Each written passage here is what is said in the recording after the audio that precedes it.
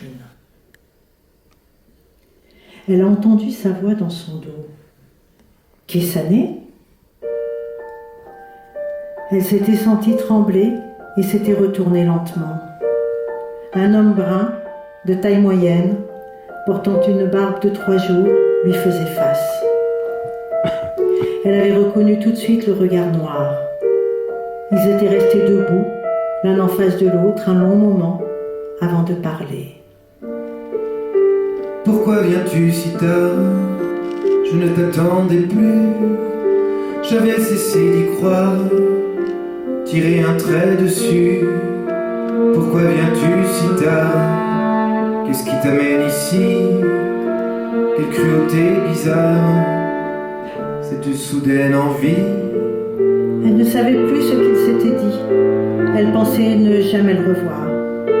Elle s'était tellement inquiétée, avait écrit, interrogé, enquêté pour savoir ce qu'Ottar et sa famille étaient devenus. Elle avait mis longtemps avant de renoncer. C'est sans doute ce qu'elle lui avait dit. Pourquoi viens-tu si tard ? Ta mère t'a rien appris.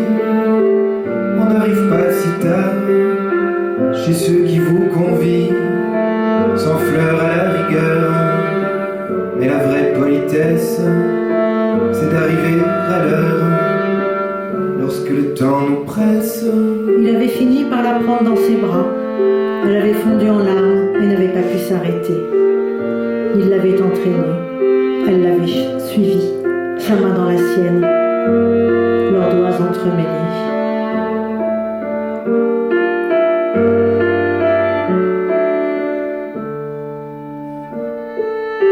Pourquoi viens-tu si tard, quand tout est accompli, et que d'autres accaparent ta place dans mon lit? Pourquoi viens-tu si tard?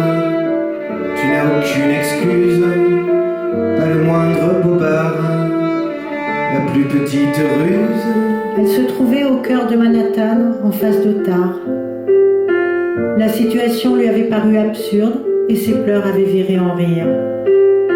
Il s'adressait à elle comme s'ils avaient traversé le temps et étaient encore de très jeunes gens au seuil de leur vie.